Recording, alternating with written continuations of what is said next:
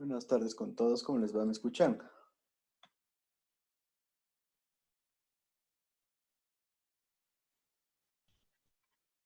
Buenas tardes, Ingrid. Sí se me escucha bien. Buenas tardes, Ingrid. Sí. Ya, buenas. A ver, vamos con la lista. Esto está Brandon Aguilar. Presente. Buenas Bernardo tardes. Adrián, buenas tardes. Presente. Nicole Andrade. Presente. Andrés Vaquero. Presente. Y Fabricio Barreno. Presente. Kevin Carrillo. Presente. Jerry Chango. Presente.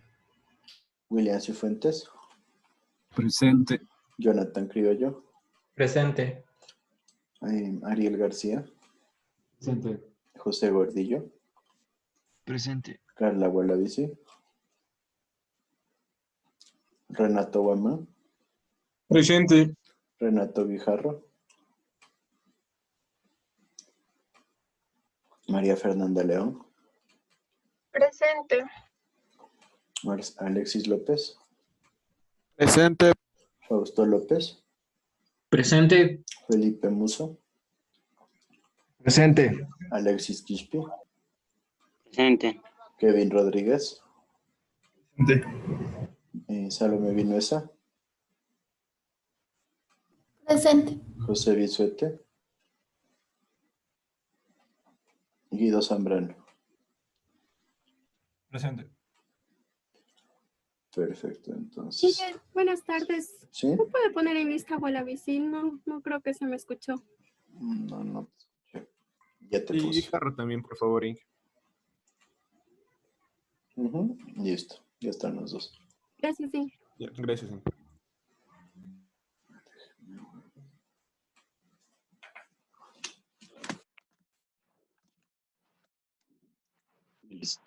Entonces,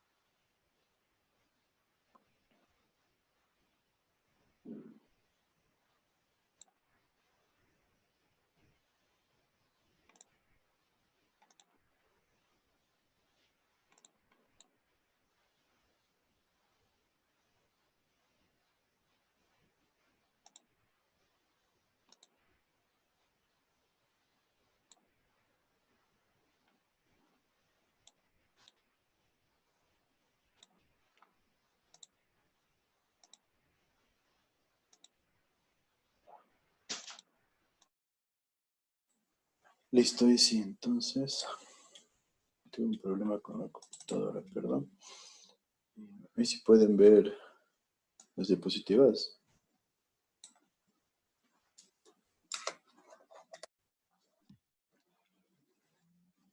Ya, sí se puede.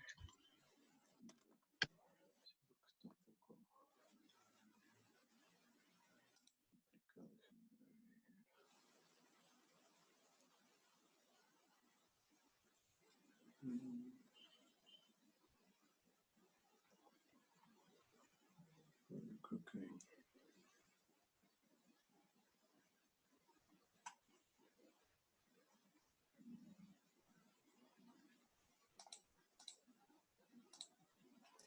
listo, entonces vamos a continuar con lo que es la socavación. Ya hemos estado viendo algunos elementos, entonces, dentro de lo que es hidráulica fluvial, para tratar de terminar los temas que debemos cumplir, vamos a empezar diciendo que la socavación es la remoción de materiales del lecho de un cauce. ¿Qué significa eso? Que existe ya un transporte generalizado de partículas. Entonces, ¿a qué se debe esta generación de remoción de materiales? A la acción erosiva que tiene el flujo de agua alrededor de una estructura hidráulica. La socavación del fondo de un cauce definido es el producto del desequilibrio entre el aporte sólido que trae el agua en cierta sección y la mayor cantidad de material que se remueve en esta sección. Entonces, en esencia, se genera un desequilibrio entre cuánta cantidad de partículas se sedimenta en el cauce o en la sección de análisis y cuánta cantidad de partículas se remueve de esta sección. Entonces, en esencia, ya lo que buscamos ahí es hacer un balance entre lo que se está llegando y lo que se está retirando de nuestro cauce del río. Entonces, a eso se enfoca el análisis de socavación. Entonces, nos dice la profundidad máxima de la socavación va a depender del tipo del suelo en donde nosotros tengamos el cauce del río o el caudal. Entonces, ahí ya tenemos un dato más bien de suelos, ¿no es cierto? Ustedes en suelos también pueden identificar cuál es la profundidad del pozo que se genera. Entonces, dependiendo del tipo de suelo que tengamos en el cauce, vamos a ver qué tan profundo puede ser el máximo alcance que tenga la socavación. Entonces, por ejemplo, en suelos arenosos podemos llegar al máximo alcance en pocas horas, mientras que cuando tenemos suelos cohesivos podemos tener varios días. Y si es que hablamos de materiales rocosos, puede ser desde meses a años. ¿Qué significa esto? ¿O cómo creen ustedes que se relaciona esto con lo que es la hidrología y la hidráulica? ¿Qué me dices, Carla o la bici?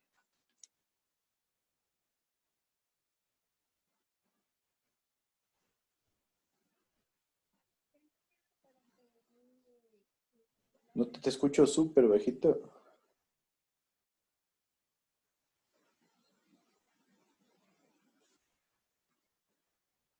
Carla,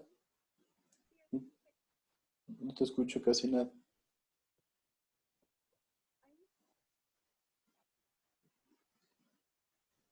No.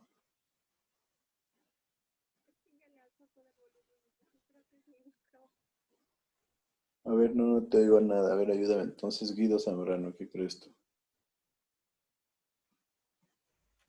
¿Podría repetirme la pregunta? ¿Cómo crees que todas estas variaciones en la capacidad de llegar a la socavación máxima afectan lo que es nuestros análisis hidráulicos de hidrológicos?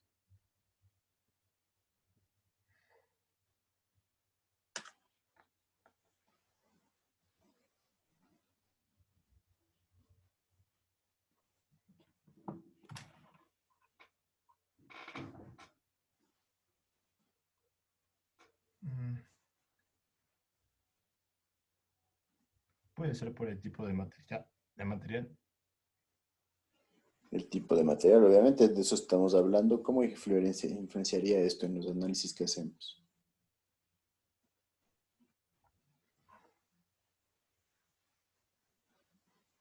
O sea, como que si el material es más rocoso, será más resistente. Exacto, ya. Y Entonces esto evitará la socavación. entonces, en nuestros análisis, ¿cómo se influencia? Tenemos material rocoso, esto evita la socavación porque se demora más tiempo.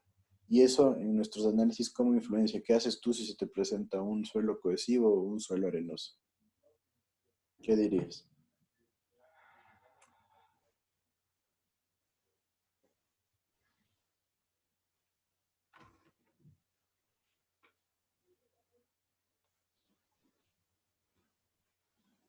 ¿Qué me dices?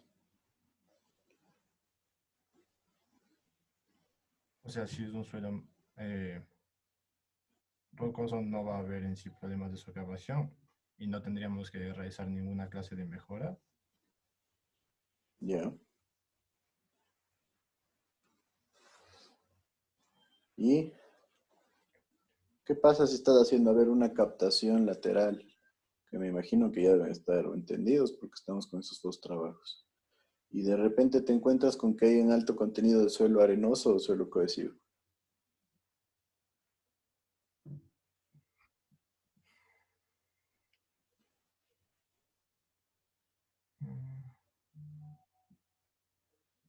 ¿Qué pensarías? ¿Cuál sería tu decisión? O sea, se tendría que poner un desarenador.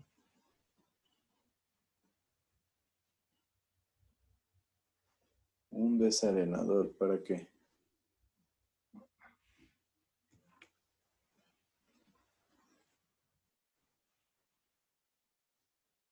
¿Qué me dices? Necesito buenos criterios, ya estamos en sexto nivel.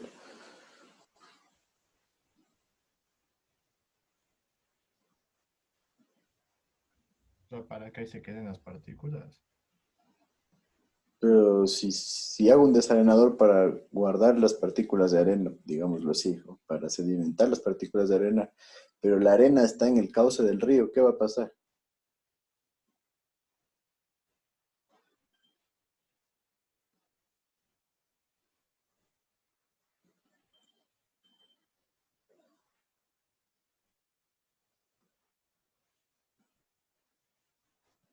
¿Ah? ¿Quién le ayuda? ¿Cómo puede ser? A ver, les pone un caso, ya son alumnos de sexto nivel.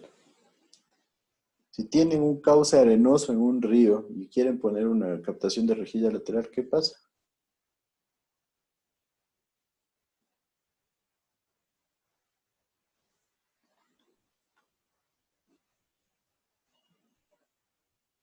¿Mm?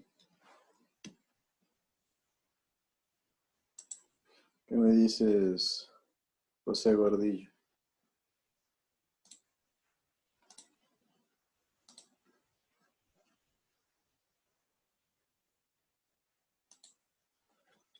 Prendan las cámaras, por favor, que quiero ver. José Gordillo. Inge, ¿Qué me dices tú?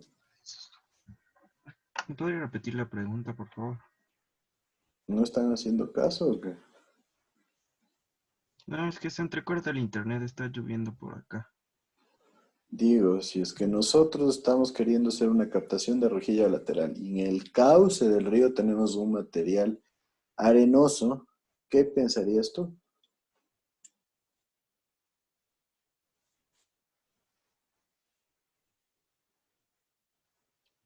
La rejilla se podría tapar y debería ser con espacios más grandes para que fluya el, el suelo, o sea, lo que socava los sedimentos, para que pueda pasar por la rejilla. Lo que socava, para que pase lo que socava por la rejilla. Bueno, ten en cuenta que una arena no tiene más de, ya exageradamente, 2 milímetros de diámetro, ¿no? Entonces hacer una rejilla para que retenga arena no lo vamos a lograr nunca. Tendrían que poner un filtro ahí y eso ya se vuelve inviable. En esencia, ¿no les parece lógico que si tienen arena en el cauce del río, no me pueden decir que van a poner un desarenador para usar esa arena? ¿Qué nos está diciendo? Cuando un suelo es arenoso, puede generarse socavación en pocas horas. ¿Pondrían ustedes una estructura en un suelo donde se puede generar socavación en pocas horas? No tiene lógica que me digan sí, y peor que me digan y pongo un desarenador. Entonces, por favor, piensen en las respuestas. Un poco tienen que abrir ustedes su mente y tratar de cohesionar todo lo que están aprendiendo en las materias, ¿no? En suelos ya han visto un montón de cosas. Un suelo que se empieza a socavar fácilmente significa que tengo un río joven. Significa que tengo un río en el cual yo puedo tener variaciones en el cauce, en el cual se me puede generar socavación rápidamente. Entonces, en esencia, no pondría aquí negado, ¿no? No voy a poner una captación donde tengo un río que se puede empezar a socavar. ¿Qué va a pasar con la estructura? Entonces, nosotros debemos buscar zonas donde tengamos materiales rocosos, materiales resistentes, ¿sí? Para poder generar una buena resistencia a lo que es la socavación. ¿Está claro esto?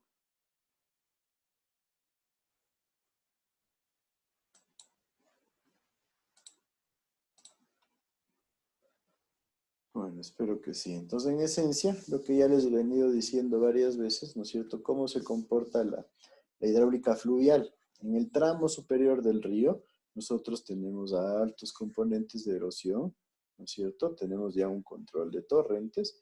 En el tramo medio ya se empieza a generar un equilibrio. ¿Por qué? Porque ya tenemos menos pendiente, tenemos menos velocidad, tenemos menos erosión y ya empieza a funcionar un poco de equilibrio. O sea, una parte se empieza a socavar, una parte se empieza a sedimentar. Eso se le conoce como la regulación de ríos.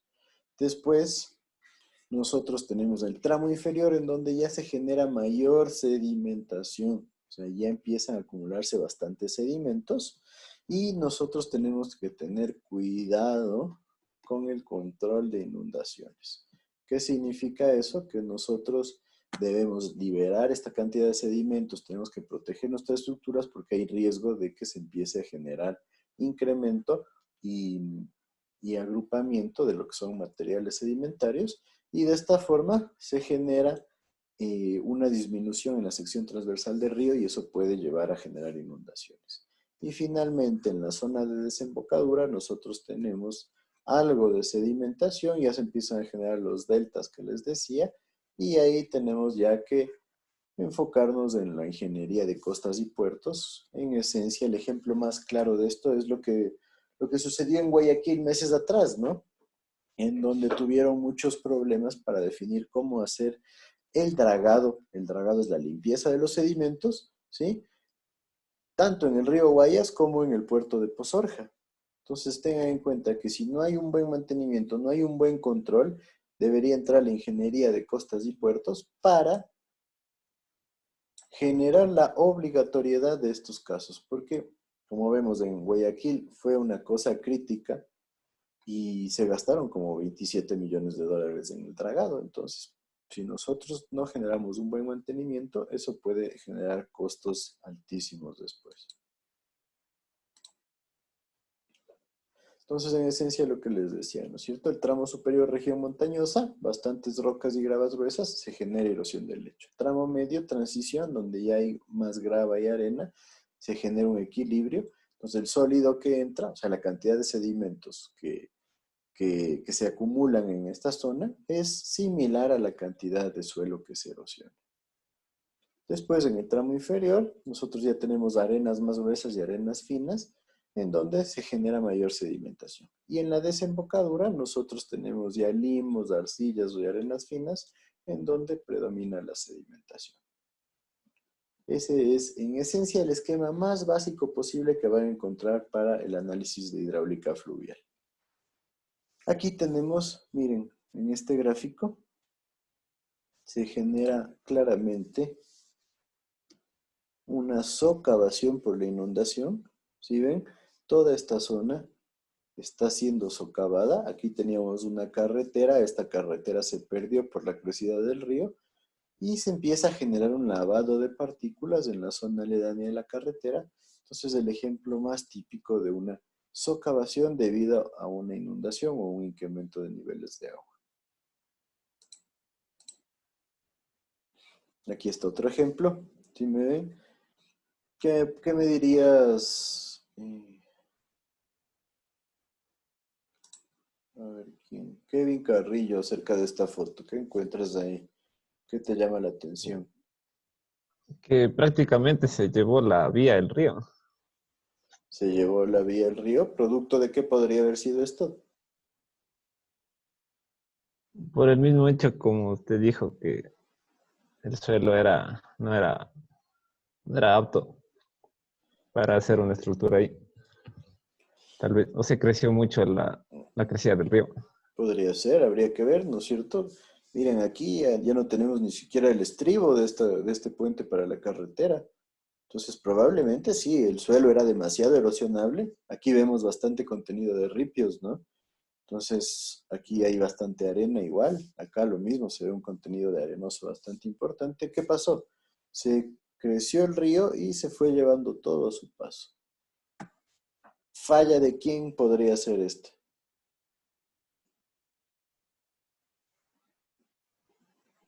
El diseñador puede ser, ¿Por qué creerías tú?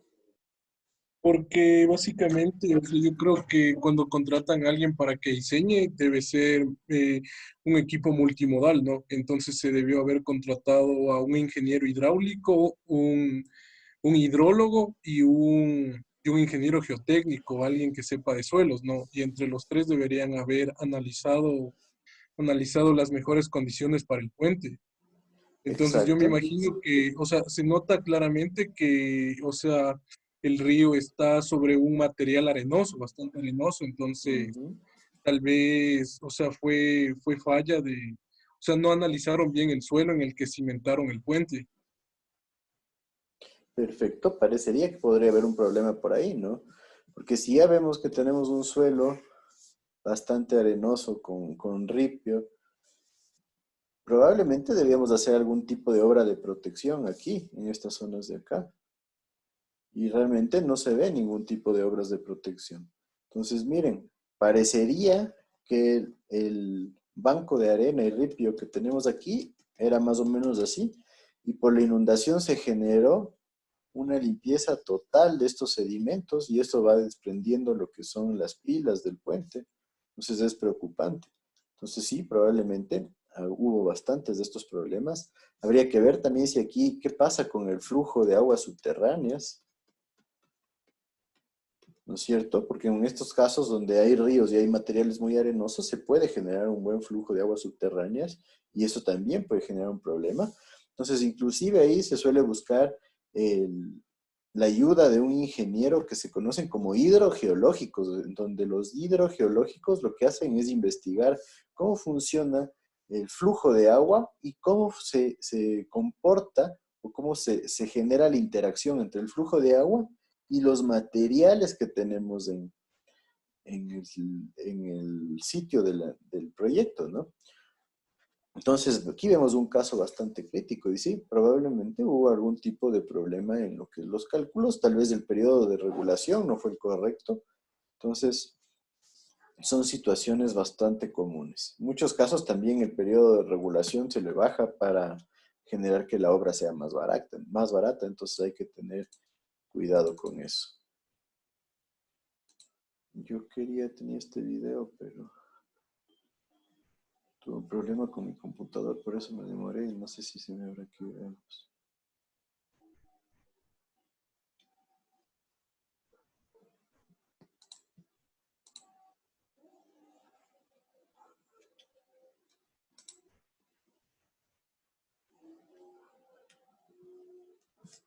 No me funciona. Bueno, pero en las diapositivas les recomiendo ver este video porque aquí podemos ver los efectos de la socavación, cómo se va generando. Nosotros en el área de hidráulica estábamos buscando generar tesis para hacer dispositivos de ensayo, entonces una de las ideas era generar un canal de fondo variable en donde se podría hacer un análisis después de erosión y socavación, generando lo que es movimiento de partículas sedimentarias. Eso hubiera sido una situación interesante, pero lastimosamente todavía está en proceso la generación de laboratorio, entonces esperemos que se puedan llegar a obtener este tipo de dispositivos. Como en esencia lo que vemos aquí es un canal en donde nosotros tenemos un lecho arenoso y se genera el movimiento de agua por medio de una bomba y vemos cómo el movimiento de agua genera variación en el suelo. Déjenme ver, voy a tratar de poner este video a ver si lo logro así.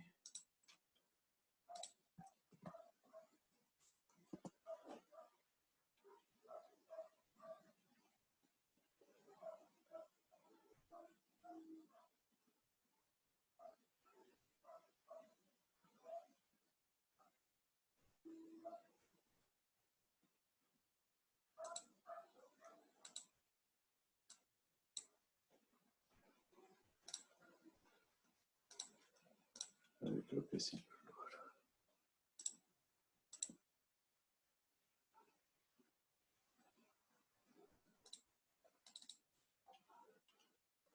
Entonces, no sé si ahí lo ven. ¿Sí lo ven? Sí. Y entonces, como ven, aquí vamos a ver un poco de la erosión y socavación que se genera en pilastras.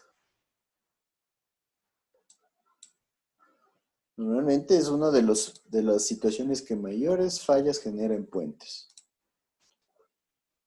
Entonces, miren, se define la erosión generalizada, que es la que se genera en todo el cauce del río. Aquí está la pila. Y nosotros debemos ver que la pila llegue a profundidades en donde nosotros tengamos ya un control de esta erosión generalizada.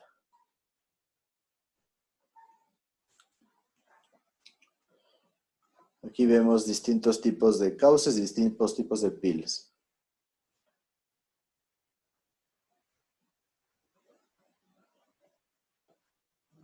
Entonces, en esencia, aquí vemos cómo se comporta, y esta es la parte interesante, ¿no es cierto? La erosión general es la que se genera debido a la acción propia de la velocidad del agua en el río. Entonces, miren, en esencia, aquí tenemos un caso de erosión bastante interesante. Tenemos un material rocoso. Aquí está la pila de un puente. Pero miren cómo se genera la erosión en este sitio. Es una erosión bastante importante. Por otro lado tenemos la socavación local, que es la que se genera debido a la interacción del agua con un elemento que funciona como un obstáculo. Entonces, miren, en esencia esta es la socavación local. Se empieza a generar un flujo alrededor de las pilas o pilares de un puente, ¿sí? Y esto lo que genera es que se empiece a producir una socavación a los lados de esta pila. Entonces nosotros tenemos que tener mucho cuidado de que este hueco que se va a generar no llegue al nivel más bajo de la pila. Entonces ahí están los cálculos que nosotros debemos hacer. Entonces aquí tenemos varias imágenes de cómo se genera esta socavación. Miren aquí las velocidades, estas son las líneas que forma el flujo. Entonces se empieza a generar este hoyo, este pozo de socavación.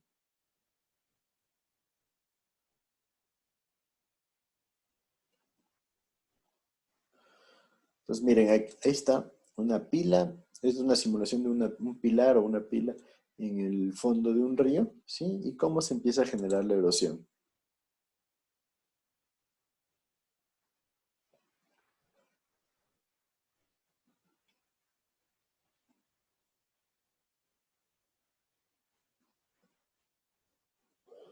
Aquí vemos el tipo de suelo, el tipo de granos con los que contamos.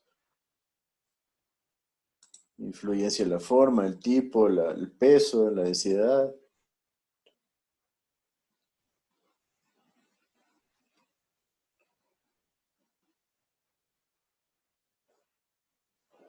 Si ven las imágenes, o sea, ahí vemos ya casos de socavación.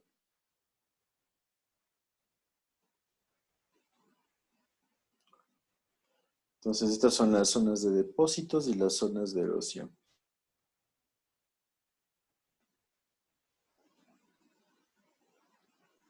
Entonces, miren, dependiendo del tipo de pila o pilar que nosotros tengamos, cómo se genera la funcionamiento. Miren, el funcionamiento del flujo de agua. Miren aquí cómo en este canal que tenemos arena, cómo se genera el lavado de la arena.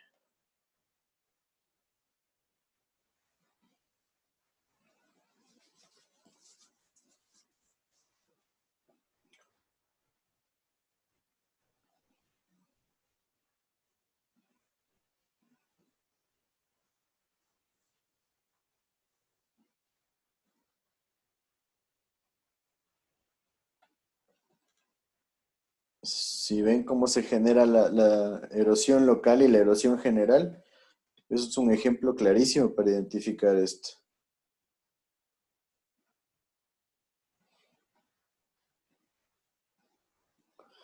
Nos dice que la mejor solución es utilizar pilas circulares porque generan una menor zona de erosión.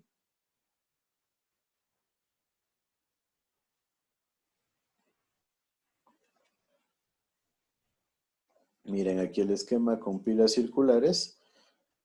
La erosión local que se genera es menor a la que se genera con otro tipo de pilas.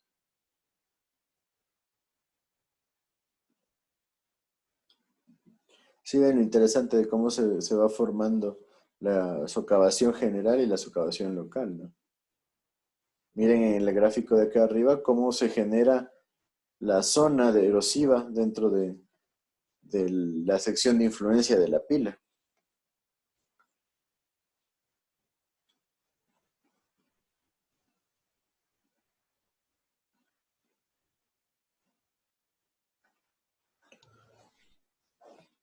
Entonces aquí tenemos varias imágenes donde ha habido problemas por erosión. Entonces inclusive en muchos casos los puentes se caen por la excesiva erosión. Entonces es peligrosísimo. Entonces les queda un poco más claro lo que son los tipos de erosión. Y sí, yo tengo una pregunta. Sí, claro. Prácticamente la socavación es como una erosión hídrica que nos había explicado antes, ¿o hay diferencias? A ver, la erosión, el proceso erosivo es un proceso muy común dentro de los ríos. ¿Por qué? Porque en esencia, toda la arena que encuentran en los ríos, todas las piedras que encuentran en los ríos, nace de un proceso de erosión. ¿Por qué? ¿Qué es la erosión? Es el proceso en el cual nosotros tenemos una remoción de partículas. Entonces, la remoción también puede ser mover las partículas que están en el fondo del cauce o empezar a disgregar las rocas grandes que hay en la zona montañosa, ¿sí? Que se empiecen a generar partículas cada vez más pequeñas debido a la fricción con el agua y a la fricción entre partículas. En esencia, todos esos casos corresponden a erosión. Mientras que la socavación ya vuelve a ser mucho más específica. La socavación se enfoca ya en lo que es el movimiento excesivo de partículas, ¿sí? Entonces, hay casos en donde la socavación ya genera un problema en lo que es las obras civiles, como los que hemos visto en este video. Entonces, es importante definir que siempre va a haber erosión, ¿sí? Y hasta cierto punto va a haber socavación, que sería el cambio ya en las secciones transversales de los ríos. Pero lo que tenemos que tener cuidado nosotros es que el grado de socavación no llegue a descubrir lo que es la cimentación de los pilares. ¿Sí está un poco más claro ahí? Sí, gracias. Entonces aquí lo que les decía, nosotros podemos distinguir la socavación general como la disminución generalizada del nivel de fondo como consecuencia de un incremento en la capacidad de flujo. Entonces, en esencia, el caudal se da por las variaciones de caudal, ¿sí? Entonces, siempre hay un proceso erosivo, pero cuando se empiezan a generar variaciones de caudal, hay una disminución del nivel de fondo. Y esta disminución del nivel de fondo se conoce como socavación general. Normalmente se dice que las causas principales de la socavación general son cuando se presentan crecientes. O sea, cuando hay elevación del caudal y del nivel de agua en el río. Entonces, se genera con este incremento de caudal un incremento en la capacidad de arrastre del material sólido. Entonces, si se incrementa si se incrementa la capacidad de arrastre en el río, nosotros generamos un mayor efecto sobre el esfuerzo cortante en el fondo y de esta forma nosotros generamos un mayor movimiento de partículas. Entonces, a eso nos enfocamos nosotros con la socavación general. Lo mismo, la erosión en el fondo de un cauce es cuestión del equilibrio entre el aporte y el material removido o transportado. ¿Qué se refiere a esto? Que nosotros vamos a hablar también que la erosión influye cuando nosotros tenemos material que se deposita en una sección específica y el material que discurre o se va fuera de esta sección específica. Entonces hay que tener claro esta situación porque el proceso erosivo es un proceso que se genera siempre en un río, como les decía antes. Entonces, cuando se genera una avenida es una crecida, nosotros decimos que se incrementa la velocidad del agua, y si se incrementa la velocidad del agua, se incrementa la capacidad de arrastre, porque el flujo vence de forma más fácil lo que es el esfuerzo cortante, y eso genera ya el proceso de socavación. La socavación general puede darse por un aumento del caudal durante las avenidas, o sea, un incremento del flujo de agua, o también por un incremento de la pendiente del cauce debido a una alteración en el canal o un corte de meandros. Entonces, en esencia, si nosotros tenemos un incremento de pendiente, hay que tener en cuenta que se puede generar una posibilidad de socavación. ¿Por qué creen que pasa esto? ¿Qué me dices, Fausto López?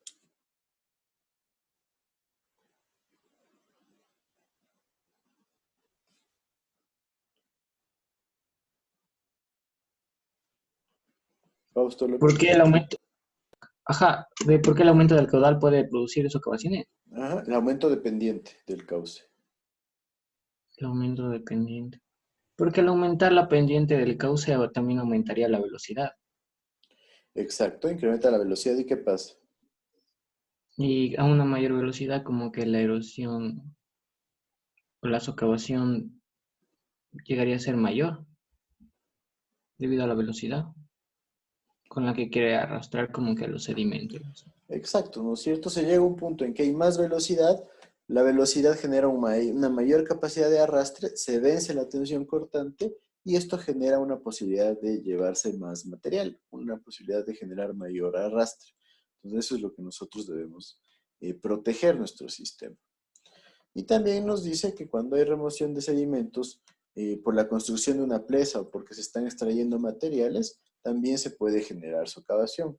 ¿Por qué? Porque cuando nosotros construimos una presa vamos a tener una acumulación de sedimentos en una zona y esto puede generar variación en las velocidades de agua y puede desencadenar un proceso de socavación. Y lo mismo, si nosotros empezamos a tomar demasiada cantidad de materiales del fondo del cauce de un río, vamos a generar ya lo que es una debilidad en lo que son las partículas que ya estaban cohesionadas y también se genera una mayor posibilidad para la generación de socavación. Por otro lado, cuando se transfiere agua entre cuencas, se genera una alteración ya en el transporte de sedimentos. Esto también puede generar socavación. En esencia, se puede generar transferencia de agua entre cuencas en casos de flujos subterráneos, por ejemplo. Ahí puede ser peligrosa la generación de tubificación y la tubificación puede ser causante de un fenómeno de socavación. Por otro lado, también la disminución de la rugosidad del cauce debido a obras de regulación del canal también puede ser una situación que genere socavación general, ¿sí? ¿Por qué? Porque si hay una variación en la rugosidad, también se va a ver incrementada la velocidad del flujo. Entonces hay que tener eso en consideración. Aquí tenemos más fotos, ¿no es cierto? Entonces miren, aquí tenemos una estructura. Miren qué ha pasado aquí. ¿Qué creen ustedes?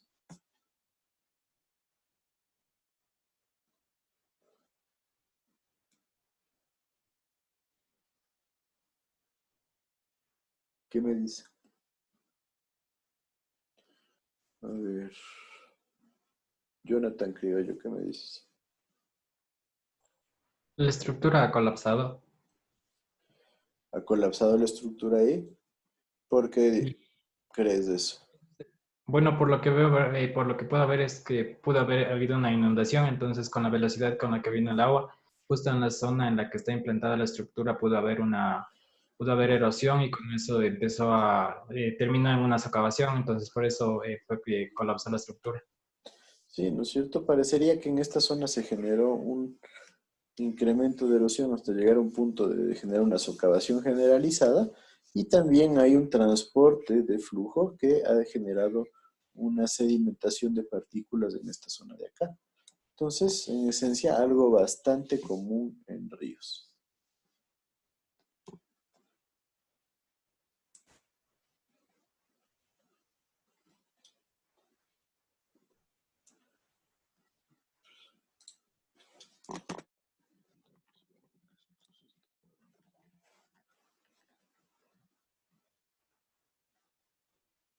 Listo, ahí sí.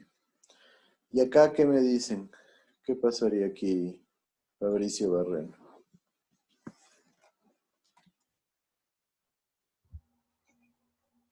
A ver, pues, algo parecido a lo que ocurrió en el anterior. Mm, Puede haberse erosionado el suelo por la socavación y aunque se ven como que se asentaron de diferente manera los, Sí, me las parecería, pilares. parecería que hay movimientos diferenciales entre estas pilastras, ¿no es Ajá, cierto? eso, sí. Aquí se ve un poco de diferencia, pero está todavía elevada la sección del puente. Acá abajo ya no, ni siquiera, a ver, aquí se le ve la sección del puente, pero acá está un hueco, entonces probablemente también hay una socavación generalizada. Entonces, ¿qué pudo haber pasado en las pilastras?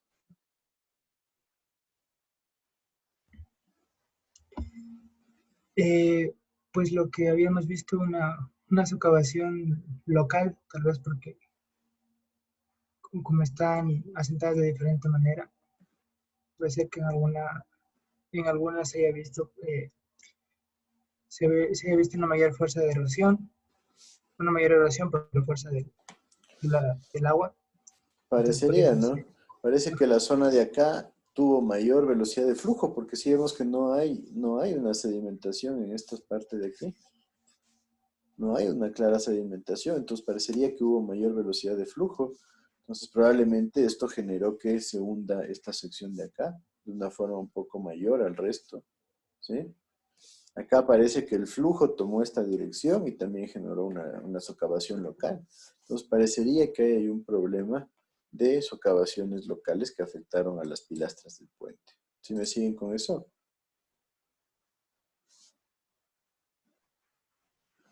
¿Qué me dice? Listo, entonces, a ver, tenemos unos 3 minutos así contados para que se dispersen un poquito.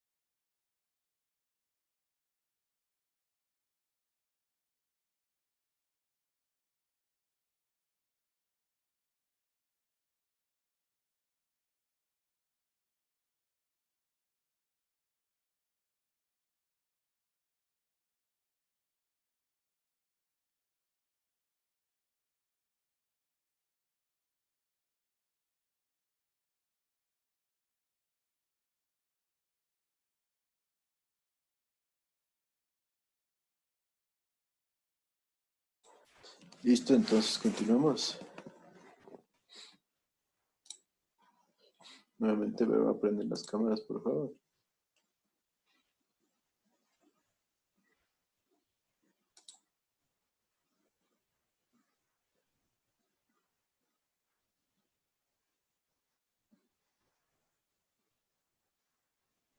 Listo, entonces vamos a continuar con lo que estábamos viendo en esencia. Para determinación de las características de la socavación, nosotros tenemos en primera instancia la determinación de la velocidad erosiva. Simplemente cuando hablamos de velocidad erosiva es la velocidad media que se requiere para degradar el fondo, y para suelos no cohesivos se la tiene como B sub E es igual a 0,60 por un coeficiente gamma, ¿sí? Este coeficiente gamma es el peso volumétrico del material a una profundidad H sub S. ¿Cuál es la profundidad H sub S? Pues la profundidad de sedimentación general que vamos a tener por el diámetro de la partícula a 1.18 y por un coeficiente beta, en donde este coeficiente beta depende de la frecuencia de generación de la venida o la crecida de agua que tenemos en análisis, por H sub S, que en esencia H sub S es la profundidad después de la subcavación, que nosotros tenemos elevado a un valor de X, que es una variable en función del peso volumétrico que tenemos para el material. Entonces tenemos una velocidad de metros por segundo, y para suelos cohesivos nosotros tenemos 0,68 por un ancho B que tenemos nosotros en el río, por el diámetro promedio de la partícula que tengamos en análisis, por 0.28 de HS, ¿no es cierto?, la altura después del sedimento, y por el coeficiente que mencionábamos X. Entonces son dos ecuaciones similares que nos sirven para determinar la velocidad que ya es capaz de generar una degradación del cauce, o sea, ya capaz de generar erosión. Entonces, veíamos que el diámetro promedio es uno de los factores incluidos en este análisis, y nos dice que el diámetro promedio va a ser 0.01 por la sumatoria del diámetro promedio en milímetros de una fracción en la curva granulométrica que nosotros tenemos de la muestra analizada, por el peso de la misma proporción. Entonces, en esencia, tenemos que ir al laboratorio y determinar cuál es el diámetro promedio de una fracción granulométrica, cuál es el peso que tiene esa fracción, y generar una sumatoria de la multiplicación de diámetro por peso de la proporción. Tenemos por otro lado, que el valor de H sub S, la altura de sedimentación que se va a generar para suelos cohesivos, puede tomarse en función de esta ecuación, en donde nosotros ya incluimos el valor de H sub O, que es la profundidad antes de la socavación. Nuevamente tenemos el valor de X, el coeficiente beta, el peso específico y el diámetro de la partícula. Y para suelos no cohesivos se genera una ecuación similar, como vemos aquí, en donde la variación solamente viene dada en el coeficiente y el coeficiente de acá. O sea, el exponente al que vamos a elevar el diámetro promedio y el coeficiente general de la ecuación. Entonces, sacamos este valor de alfa en función de esta ecuación, que es el caudal de diseño que nosotros vamos a manejar, sobre la profundidad media que tenemos en la sección, elevada a las 5/3, por el ancho efectivo de la superficie del líquido y por el coeficiente de contracción U. Entonces, U se puede obtener mediante esta tabla, en donde en función de la longitud entre dos estribos nosotros podemos determinar este coeficiente de contracción, ¿sí?, tal cual como vemos aquí. Aquí tenemos también el coeficiente X, que va a depender del peso específico del material, tanto para suelos cohesivos como para suelos no cohesivos, teniendo en cuenta que en suelos no cohesivos el factor que ingresa es el factor del tamaño promedio de la partícula de material sólido a sedimentar. Para el coeficiente beta también tenemos un diagrama en donde hablamos del periodo de retorno en función del coeficiente.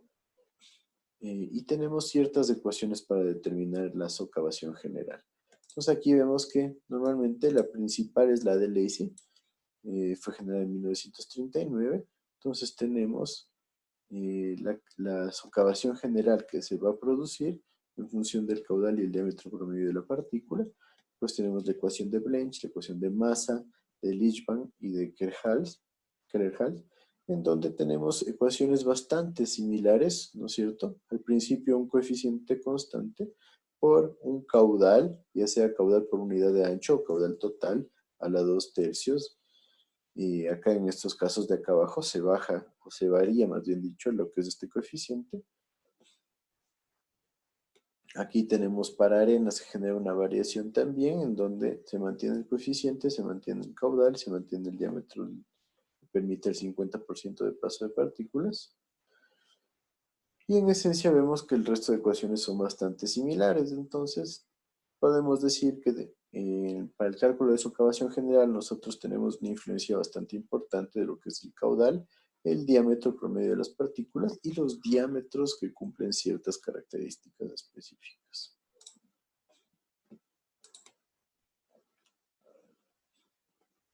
Y tenemos la socavación en suelos heterogéneos también cuando hablamos de ecuación general. Entonces, en esencia la tenemos aquí propuesta.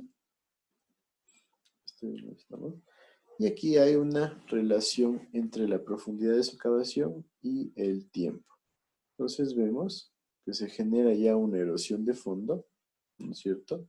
Cuando nosotros sobrepasamos ya nuestro límite, vemos que se genera una variación de la profundidad de socavación respecto al tiempo, y lo mismo en el caso de que nosotros tenemos este tipo de flujo de acá con agua clara. Agua clara es el proyecto donde se hizo este estudio.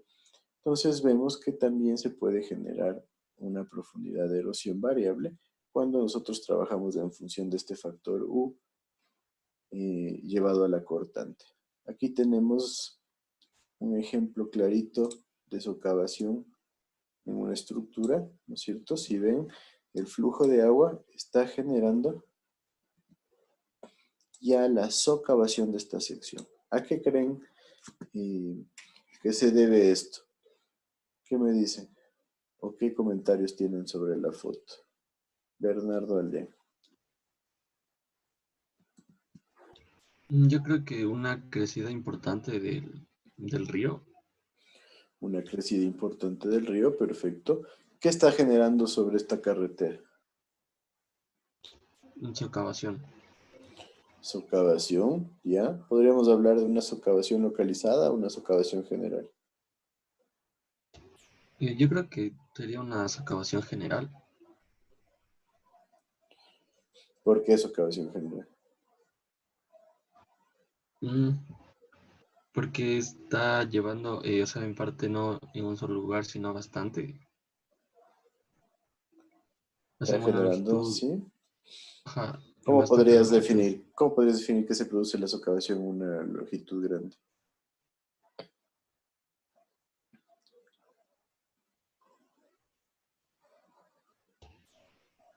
O sea, según la foto veo que en una longitud bastante grande se produce la socavación, entonces por eso creo que sería general. O más bien sería, o más bien no sería general. No entiendo bien ahí. ¿No? En realidad sí estaríamos hablando de socavación general porque debido a este incremento del flujo se está produciendo una variación en la sección transversal. ¿Qué sucede probablemente aquí? Que al generarse estas velocidades erráticas, esta sección de aquí tiene un suelo o tenía un suelo de menor calidad, de menor resistencia, menos cohesivo, y se empezó a comer esta sección principal de aquí. Entonces, nuevamente, algo bastante común dentro de los proyectos de ingeniería. Bueno, los ejercicios no podemos darles paso porque estamos muy justos. Continuamos aquí con lo que es... Ajá. Una pregunta, entonces, para que sea socavación localizada, tiene que ser, por ejemplo, en la imagen que nos mostraba anteriormente que dijo Sí. que la socavación general, Ajá. para que sea localizado tendría que estar como que en un punto preciso la falla. La de la localizada socavación. se genera, Eso me- la localizada se genera alrededor de un punto que genera una variación en el flujo. Entonces, en la foto anterior, en esta foto de acá, no tenemos ningún tipo de punto. Déjenme buscarle aquí. Si ven, no tenemos un punto donde digamos que es un obstáculo que está generando una variación en el flujo del agua, sino tenemos una socavación que se debe debido ya a la interacción entre la velocidad del agua y también el tipo de suelo que manejamos. Entonces, si por aquí hubiera, por ejemplo, una columna o alguna cosa aquí para el puente, o una pila para un puente, ahí podríamos hablar de erosión localizada porque ya tenemos la generación de un cambio en lo que es el flujo del agua. ¿Sí está claro eso? Sí, qué gracias. Perfecto. Entonces, en cuanto a socavación transversal, nosotros hablamos que es la que se genera cuando el área transversal se reduce debido a algún elemento que genera una influencia dentro de esta sección.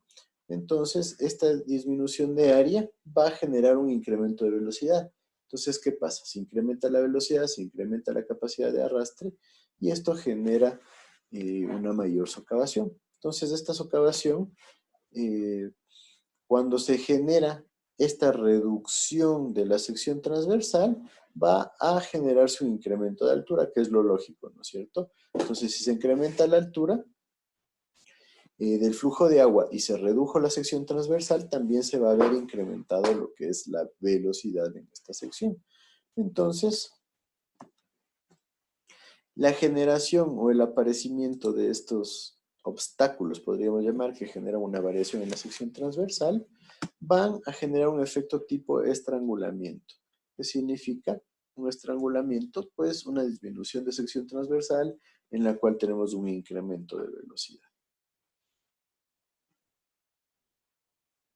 Entonces, en esencia, este es un perfil típico de un puente. Entonces, nosotros podemos graficar cuál va a ser el perfil de socavación que nosotros manejemos. Hay varios métodos en donde nosotros podemos determinar, por ejemplo, la profundidad de socavación que se genera en el sistema en función de la relación entre el ancho de la superficie libre del caudal aguas de arriba de la contracción y el ancho de la superficie la superficie libre ya propiamente dicho en la contracción, ¿no es cierto? Y en función también de este valor de sub S, que es la profundidad, o no profundidad, sino el alto de socavación que se genera, que va a ser igual a la relación entre H sub S, que es el valor de la altura del río después de la producida la socavación, menos H sub 1, que es el tirante o altura del agua antes de la contracción. Por otro lado, también tenemos socavación en curvas, en donde la socavación en curvas lo que genera es una variación y origina lo que es los meandros de un río. En esencia, ya todos sabemos qué son los meandros. Entonces, cuando tenemos socavación en curva, esto da lugar a los meandros. Y tengan en cuenta que es una de las socavaciones más peligrosas, porque si no existe un buen control, hay un riesgo bastante importante de que suceda que se genere una variación en lo que es la trayectoria del río. Entonces, si varía la trayectoria del río, ¿cuál podría ser un problema? ¿Qué me dices, Nicole Andrade? ¿Qué problema podría darse si es que en un río nosotros tenemos un cambio de dirección? Podría ser las crecidas del río o incluso inundaciones.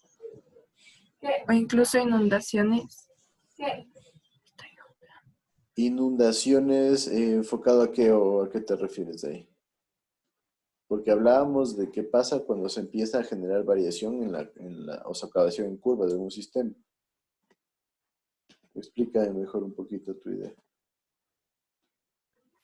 O sea, al momento de que ocurre la crecida del río, este desbordaría y produciría inundaciones o incluso podría dañar las construcciones que estén cerca a él. Ya, sí, exacto, puede ir por ahí, pero también cuando nosotros tenemos un meandro y se empieza a generar un incremento de socavación, hay el riesgo de que el río cambie completamente su cauce, y si es que el río cambia completamente su cauce, se puede volver en un problema inclusive ambiental, porque ya no tenemos un control acerca del flujo que iba por ese río. Entonces, por eso hay que tener mucho cuidado con la socavación en curvas. Aquí tenemos lo que les decía, ¿no es cierto? Todos sabemos que es un meandro. Sí. Entonces, el meandro se forma debido a la socavación del suelo. ¿Qué sucede, en cambio, cuando nosotros generamos esta variación, este movimiento de sedimentos? Aquí tenemos un ejemplo clarísimo de cómo se puede, si ven esta zona, ¿no es cierto?, cómo se puede ir comiendo el río a los meandros, y nosotros podemos generar ahí lo que es ya un problema dentro de nuestra estructura, ¿no es cierto? Porque si nosotros, por ejemplo, tenemos aquí una pequeña población y de repente, ¿qué sucede? Se empieza a socavar más de esta sección transversal. El riesgo es de que nosotros tengamos un cambio en el cauce del río. Y normalmente, ¿qué sucede? Tenemos un flujo que empieza a socavar esta sección de acá, entonces empieza a socavarlo y se genera un nuevo cauce del río. Entonces toda la zona de acá quedaría en el aire como parte no importante dentro de este análisis. ¿Sí me siguen con eso?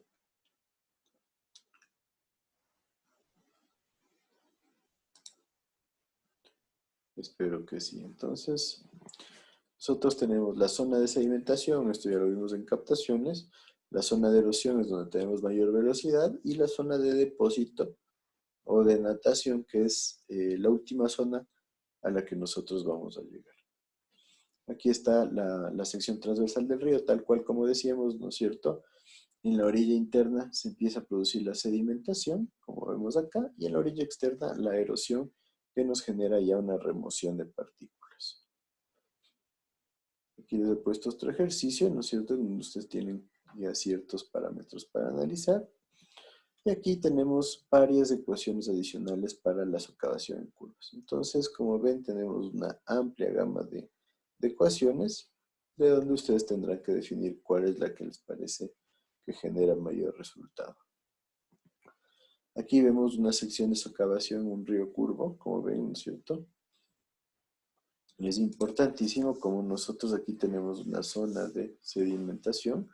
¿Por qué? Nuevamente, orilla interna y orilla externa. Entonces, esta zona es donde se produce la acumulación de sedimentos, mientras que en la orilla externa es donde nosotros tenemos ya la generación de la erosión en el río.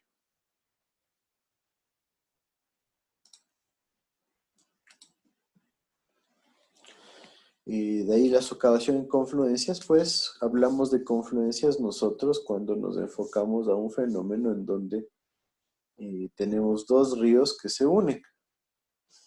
Entonces, algo bastante común, ¿no es cierto?, donde se genera la bifurcación de un río, o también se incrementa el río y se genera un incremento de caudal en el río debido a pequeños arroyos, podríamos decirlos así. Entonces, cuando se genera esta bifurcación, nosotros hablamos de confluencias. ¿Cuál es el problema? Que hay varios movimientos espirales, entonces hay varias velocidades turbulentas, y de esta forma se genera lo que es la confluencia. Entonces, en esa zona tenemos altas velocidades, y estas altas velocidades son capaces de producir socavación. Entonces, un factor importante dentro de estas confluencias es el ángulo de confluencia, que es el ángulo con que llega el agua al sistema, y ya donde nosotros estamos generando el análisis, ¿sí? Y nos dice, mientras mayor es el ángulo de confluencia, la socavación es mayor, y si los caudales son similares, no existe, cuando los caudales son similares en las dos corrientes, la socavación también va a ser mayor. Normalmente esto no es tan común porque uno de los dos ríos suele ser el que más flujo lleva, el otro suele ser nada más que un aportante. Entonces el problema principal suele ser que el río Grande sufra socavación debido a la llegada del río pequeño. Entonces esa es una de las situaciones más comunes dentro de estos análisis. Nuevamente aquí tenemos la relación de caudales, una gráfica que nos ayuda a determinar cómo se están relacionando los caudales en función de los varios tipos de caudales que tenemos nosotros. Después aquí tenemos un gráfico de cómo se va comportando el proceso de socavación dependiendo de la bifurcación que se genera, ¿no es cierto? Como hablábamos nosotros, la confluencia. Entonces, en esencia tenemos el caudal 1 y el caudal 2, y en función de eso podemos trabajar con un ángulo phi, que es el ángulo de la confluencia. Entonces, mientras haya un ángulo menor, nosotros vamos a tener la generación de un mayor peligro por la confluencia. Normalmente lo que sucede es que tenemos un río principal y la confluencia simplemente funciona como un ramal de este río principal. Entonces tenemos el caudal 2 que llega al caudal 1, ¿sí? Y de esta forma nosotros tenemos la posibilidad de generación de erosión, tanto en esta zona de acá como en esta zona de acá. Entonces puede ser bastante peligroso, ¿sí? Hay una pregunta ahí para diseñar la estructura que se vaya a hacer. Se diseñaría con el caudal del río principal, ya que es el mayor, ¿verdad? Depende del tipo de estructura, pero normalmente nosotros tratamos de generar las estructuras un poquito lejos de las confluencias o las bifurcaciones, por el hecho de que hay mucha posibilidad de socavación. Entonces, en esencia, tratas de generar una captación, por ejemplo, un poco más abajo, ¿sí? Ahí aprovechas los dos caudales y también tienes, por ejemplo, el menor riesgo de que se produzca una socavación generalizada que pueda variar ya el cauce del río. Entonces, uno de los factores que más hay que considerar en el análisis de ríos es que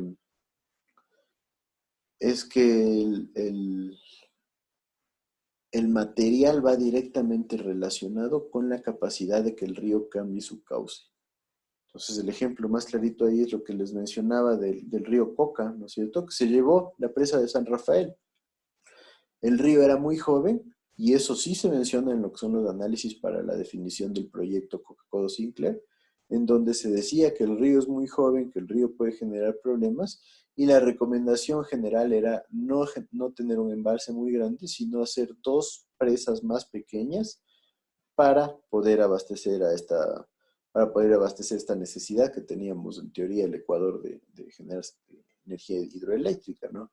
Pero claro, ya vemos que no es una necesidad que era real. ¿Qué fue lo que pasó en esa época? Nosotros, en esencia, yo creo que lo que necesitaban era gastar dinero en obras gigantescas para ganarse el cariño popular, pero en esencia el Coca-Cola es una obra que no era totalmente necesario, porque hasta ahora el Coca-Cola no trabaja a más de 900 megavatios, cuando su potencia instalada es de 1500. ¿Qué significa eso? Que es demasiado grande para las necesidades del país.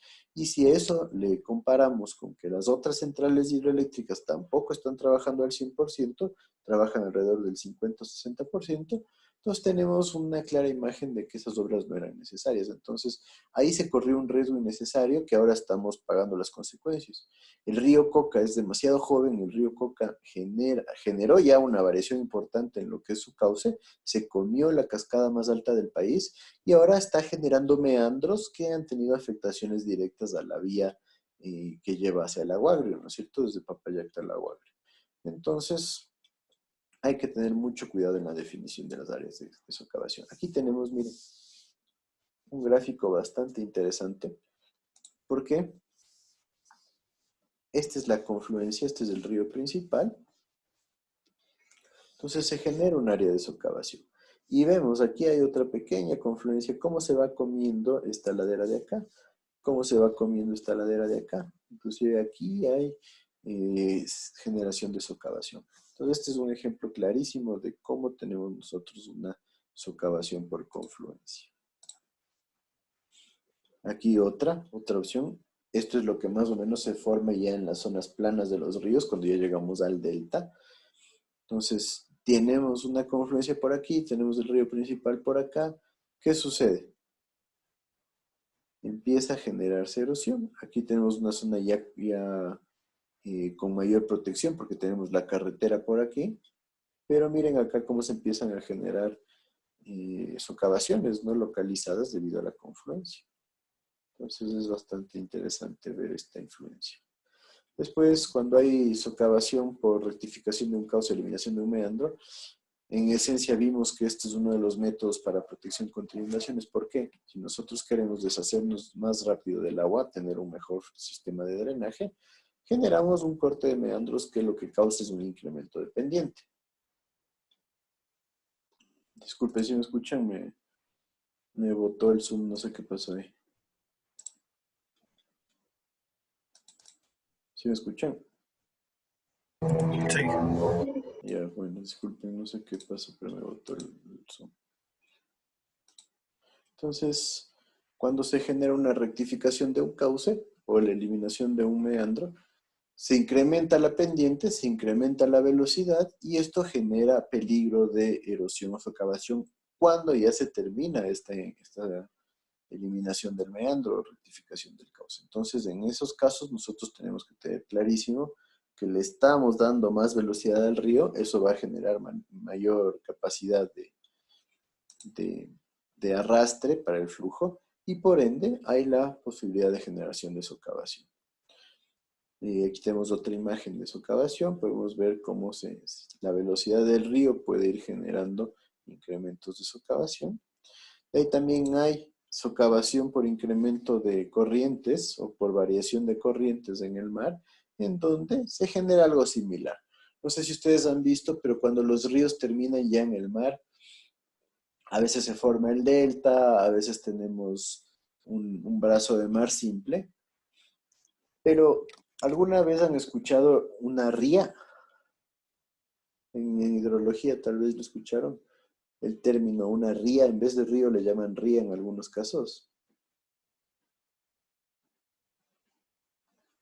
¿Qué me dice nadie? Yo no le escuché, perdón. Digo, ¿alguna vez han escuchado el término ría? No. Pero en esencia a veces se le llama ría, especialmente en España, cuando existe un río, por ejemplo,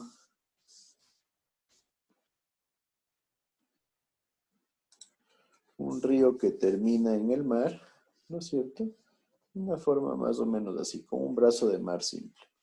Y se empiezan a generar corrientes de mar. Entonces, cuando el mar es muy variable, especialmente en la costa norte de España, en la parte de San Sebastián, de Compostela, por ahí, de Compostela, hay mucha variación en las mareas del mar. Entonces, ¿qué genera? Cuando empieza a subir la marea, el río empieza a tener una corriente contraria a su corriente original. Entonces, cuando se genera esta corriente contraria, nosotros en muchos casos escuchamos el término de una ría, que dice que si el río va en esta dirección, la ría va en la dirección contraria. Entonces, aquí hablamos de estas corrientes que pueden generar socavación. Entonces, ¿qué pasa? Estas corrientes empiezan a generar socavación en el cauce del río y esto genera una variación en el cauce, obviamente, generando una afectación en algunos casos. Entonces, normalmente en estas zonas del norte de España, lo que se hace es generar un encauzamiento del río para generar una mejor protección. Pero es bien interesante que se ve que son ríos donde hay sedimentos bastante grandes. ¿Por qué? Porque estas corrientes contrarias al cauce normal del río generan velocidades erráticas y lo que hacen es generar estancamiento de partículas. Entonces, bastante interesante este fenómeno que se puede determinar en ciertos en ciertos ríos que se les llama rías. Entonces el problema de esto es que es muy difícil de determinar. ¿Por qué? Porque las mareas pueden ser muy variables. Varían respecto al tiempo, a la época del año, etcétera, etcétera. Entonces nosotros no tenemos un buen control de estas situaciones. Aquí tenemos una socavación por corriente de mar. Ustedes ven, se está comiendo la carretera la corriente de mar, ¿no es cierto? Entonces esto es un problema que puede ya generar afectaciones importantes. Entonces normalmente, ¿cuál es la solución que está aquí tomada? Generar una especie de muro de roca o un enrocado que nos sirve para generar una protección. Este enrocado nos sirve primero para evitar que se salgan los sedimentos que están aquí abajo, ¿sí? Y después para soportar el choque de la marea y reducir esta socavación por impacto que se va generando. Aquí tenemos otro tipo de socavación por marea. Esto es bastante interesante. En algunas zonas donde hay variaciones importantes de marea existe esto. No sé si alguien escuchó, pero más o menos hace unos 3 años, diría yo, en la isla de Malta, en el mar Mediterráneo, existía una estructura similar a la que vemos aquí, que se llamaba la Ventana Azul. Entonces es una formación debida a la variación de corrientes, y fue tan grande la variación de corrientes, era una montaña más o menos de, ¿qué sería? Unos 200 metros de larga la explanada de acá, y una altura más o menos unos 50 metros, es decir, una estructura de roca gigantesca. Y la Ventana Azul se cayó debido a la fuerte erosión que generó la marea. Entonces, era uno de los elementos turísticos más reconocidos de la isla de Malta, y hace 3 años sufrió ya el desprendimiento total de la roca, y esto se debe a lo que es un incremento importante en lo que es la fuerza de la marea sobre la estructura. Hablando de puentes, nosotros también nos enfocamos un poco en la reducción de la sección transversal, ¿sí? Por la disminución del ancho del flujo. En esencia, nosotros hablamos de la socavación por contracción cuando disminuye el flujo y se genera una erosión más focalizada. Entonces, en puentes esto puede ser peligroso porque genera un incremento de la erosión focalizada. Entonces, miren aquí el ejemplo, ¿no es cierto? Se genera la contracción y se empieza a generar mayor flujo en una sección pequeña, y esto genera lo que es la socavación. Entonces puede darse por contracciones naturales de la corriente, puede darse por zonas de aproximación al puente como muros que reducen la sección transversal, por la formación de pequeños islotes o barras que lo que hacen es generar cauces separados dentro del río, cuando hay acumulación de basura o hielo, en el caso de congelamiento, cuando hay un crecimiento de vegetación que no permite un buen flujo del río, y cuando hay flujo a presión en el puente. Esta situación ya es un poco más crítica y un poco menos común. Entonces, en esencia, miren, aquí tenemos un ejemplo clarísimo. En un puente tenemos un flujo de un río y de repente se genera un vórtice debido al estrechamiento de la sección transversal. Esto genera velocidades erráticas y puede ser muy peligroso para la generación de erosión en los pilastres o en los rellenos que tengamos dentro de nuestro río. Entonces, para estrechamientos tenemos varias ecuaciones. Aquí les he puesto las más importantes para que las tengan en cuenta.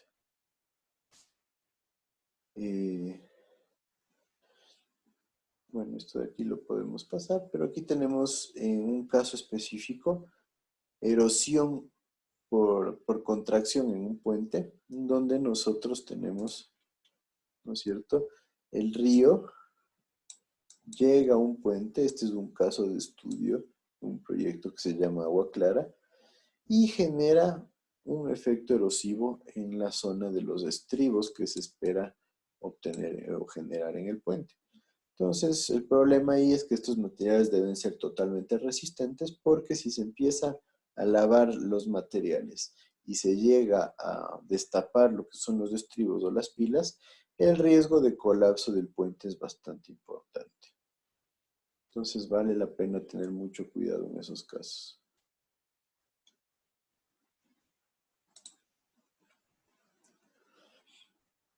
Y aquí tenemos más casos de erosión en puentes. Por acá creo que tengo unas fotos. ¿Sí? Entonces, en estas fotos nosotros vemos algo de erosión en puentes. Creo que con esto ya podemos quedar ahí. Así que le voy a poner el video que tengo acá para que ustedes lo puedan ver. Y Ajá. antes de eso, por ejemplo, cuando se tenga alguna estructura, algún puente o algo, se podría como que colocar una base como de piedras, como lo que se mostró para lo de la marea, lo del mar, para que así tenga el mismo comportamiento de la corriente del río como se comporta con el mar, o no. Bueno, sí, los enrocados en muchos casos son bastante importantes porque nos ayudan a prevenir muchos procesos erosivos. Pero ¿cuál es el problema? Que si hablamos de un puente, normalmente hablamos de una estructura costosa. Entonces nosotros solemos buscar, para proteger al puente, generar obras de protección más importantes que un muro de piedra. En puentes pequeños sí puede darse sin problema esa como una estructura de protección, pero hay que tener en cuenta de que el enrocado también genera un riesgo. ¿Por qué? Porque no es totalmente impermeable. Entonces, normalmente lo que se hace es generar una especie de base de hormigón para proteger a la zona de la pilastra. ¿Sí? Gracias. Entonces aquí tienen un video en donde ven varios puentes con los efectos erosivos, ¿no? Miren el flujo de agua con material flotante. Este material flotante empieza a generar presión lateral sobre las pilastras. ¿Y qué sucede? Llega un punto en que puede colapsar. ¿Han visto ustedes cuando colapsan los puentes por crecidas de ríos? En donde, ¿qué pasa? La fuerza lateral, porque ya sube tanto el nivel del agua que empieza a chocar los materiales flotantes contra la calzada del puente, se puede generar una fuerza tan importante que colapsa el puente. Entonces, por eso es demasiado importante en lo que es el análisis de puentes que ustedes determinen bien el periodo de retorno del río para evitar el colapso del puente. Entonces, aquí tienen un ejemplo clarísimo. Acá tenemos más fotos, miren, ¿no? Depósitos de sedimentos, cómo acciona o cómo actúa el flujo sobre las pilastras de un puente. Hay varias situaciones importantes, ahorita no tenemos tiempo como para verlas todas, pero en esencia aquí tenemos líneas de flujo, cómo van generando las líneas de flujo variación en lo que es la cantidad de sedimentos alrededor de las pilastras. Entonces aquí había unas fotos interesantes. Creo que este no era el video que yo quería ver. Pero en esencia, miren, este es el bloque de hormigón que les mencionaba que se suele generar para proteger a las pilastras de erosión. Pero miren, en algunos casos, cuando no es suficientemente profundo, lo que puede pasar. Si ven cómo se empiezan a generar huecos bajo esta zona, entonces ese es el peligro que vamos a tener. Y ustedes ven, este puente es un puente ancho y probablemente sea un puente que maneje tráfico pesado, por eso la magnitud de la columna. Entonces miren aquí desde otro punto de vista, ¿no es cierto? Ya se empieza a socavar y vemos que en este río hay una sedimentación importante de piedras grandes, entonces hay que tener en cuenta que probablemente haya choque de piedras contra los pilares, ¿sí? Entonces el análisis lo tienen aquí, les recomiendo ver, ahorita por cuestiones de tiempo no podemos verlo, pero las fotos son bastante interesantes. Había otra foto importante. No, parece que está en otro video. Pero en esencia, pueden ver ustedes cuáles son las características de lo que es la sedimentación en ríos. ¿No es cierto? Y cuando hablamos de pilas sucede algo similar. Las pilas tienen comportamiento similar a lo que ya veríamos. Se genera un vórtice y este vórtice lo que hace es generar un arrastre de partículas y aquí tenemos un ejemplo clarito, ¿no es cierto? Miren, llega un punto en que ya la cimentación está expuesta totalmente. ¿Qué peligro creen que hay si es que la cimentación está expuesta? ¿Qué me dices, Felipe Muso? ¿Qué crees? ¿Qué peligro puede generarse en ese caso?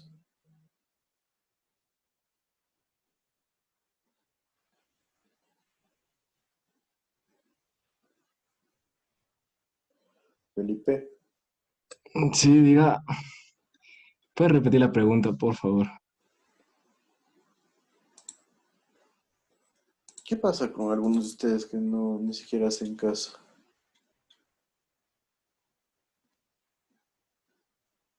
¿Qué problema se puede generar cuando tenemos una exposición de la cimentación así?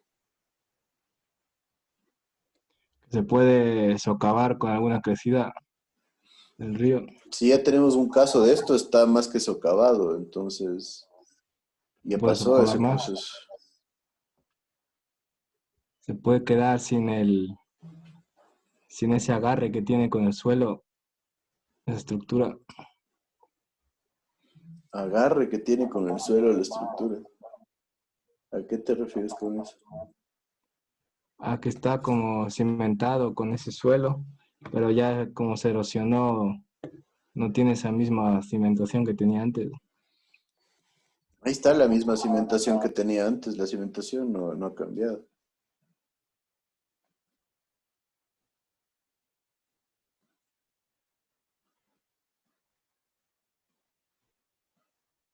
Ten en cuenta, hay análisis muy pobres que a veces hacen ustedes. ¿Qué pasa si queda una cimentación expuesta? Hay el riesgo de que ya el área de contacto que se genera con el suelo, que es la que nosotros utilizamos para determinar el, el cálculo de la cimentación, ya no sea la misma. Entonces, ¿qué pasa si el área de contacto no es la misma? Hay riesgo de hundimientos diferenciales, hay riesgo de que la estructura no resista. ¿Por qué? Porque el suelo que estaba soportando esta estructura no va a tener la misma sección transversal en contacto con la estructura para poder generar lo que es la resistencia. Entonces, este es uno de los mayores peligros en puentes y es una de las situaciones que más problemática podría generar debido a que estamos a un paso del colapso. Entonces, ¿qué pasa? Se genera un fenómeno importante como una crecida que puede generar fuerzas laterales y nosotros ya no vamos a tener una capacidad de resistencia. Normalmente nosotros cuando analizamos volcamiento consideramos la resistencia que genera el suelo en contacto con la cimentación. Entonces, si ya no hay contacto con la cimentación por parte del suelo, la resistencia a volcamiento va a verse muy reducida. Entonces esto genera un peligro importante en las estructuras. Aquí tenemos un puente que realmente está al borde del colapso porque ya está expuesta todo el soporte de pilotes que se ha generado para la pilastra. Entonces, ¿qué problema se va a generar en este caso? Los flujos van a seguir generando la socavación entre los pilares que tenemos acá o los pilotes que tenemos acá, y después de eso simplemente se puede llegar a un punto crítico en donde estos pilotes ya no van a tener la misma resistencia. ¿Por qué decimos, Nicole Andrade, que ya no tendrían la misma resistencia los pilotes? Por el desgaste del material. O sea, por lo que se puede ver en la imagen, podría ser una de las causas principales el desgaste del material y también los asentamientos que se producen en el puente. Y también, o sea, afectan a otros factores como son los cambios climáticos y, o sea, al parecer esa es una playa. Entonces, si es que, por ejemplo, ocurren a veces como son el fenómeno del Niño y sube la marea, eso también afecta a la infraestructura. Bueno, por ahí algunas partes importantes. Vale la pena mencionar que esto es un suelo arenoso, ¿sí? La característica de una playa, probablemente es una playa en un río, pero con suelo arenoso. Dijimos que los suelos arenosos pueden ser más fáciles de socavar, entonces esto se va a seguir socavando. Y en esencia, la base de diseño de los pilotes es que van a tener resistencia por la fricción que genera el pilote con el suelo. Entonces, si nosotros empezamos a tener una socavación que exponga los pilotes, estamos reduciendo la capacidad de resistencia por la fricción. Si se reduce esta resistencia por la fricción, nosotros vamos a tener una menor resistencia de los pilotes y eso puede llevar a que se generen hundimientos diferenciales, como mencionaba su compañera. Entonces puede ser bastante peligroso. Aquí tenemos otro video en donde se está empezando a generar la exposición de la pilastra. Y bueno, en esencia, volvemos a lo mismo. los pilastres, pueden generar un pozo de socavación, y este pozo de socavación tenemos que nosotros cuidar para que no llegue a exponer la sedimentación por todos los casos que nosotros acabamos de ver. Aquí tenemos una falla en el sistema por socavación. Ya se expuso totalmente el estribo de este puente. Se produjo una falla por volcamiento, como les mencionaba. Se generaron hundimientos diferenciales y el puente colapsó. Entonces, bueno, creo que la mayoría de puntos importantes han estado cubiertos hasta ahí. ¿Alguien tiene alguna duda?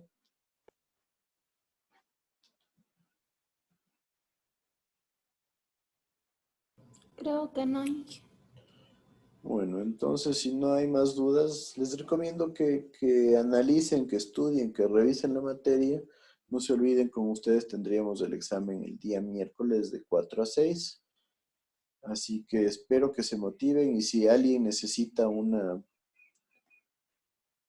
tutoría, que me avisen. En realidad estoy pensando en ver si hacemos una tutoría obligatoria en esta semana, así que yo les comunicaré. Entonces yo me comunico con María Fernanda y les aviso. Si no hay más dudas. ¿Perdón? ¿Nos puede compartir las diapositivas de la unidad 7? Es que hay el mismo problema en el EVA. Bueno, ya les voy a mandar El la mismo unidad 7 problema. entonces. Listo, entonces yo les mando. Ya. Bueno, una buena tarde a todos.